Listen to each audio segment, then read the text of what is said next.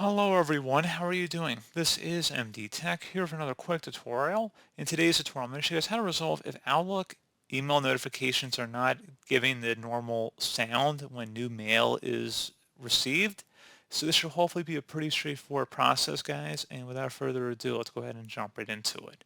So first thing you want to do is open up Outlook, and then you want to select the File tab up at the top left.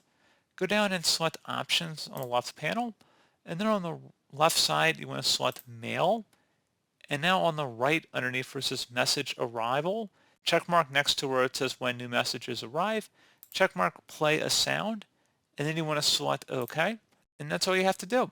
Make sure your system sound settings are turned on as well. Make sure it's not muted down here, so that could be a potential issue as well.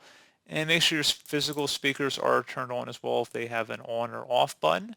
So pretty straightforward process, guys. I do hope I was able to help you out, and I do look forward to catching you all in the next tutorial. Goodbye.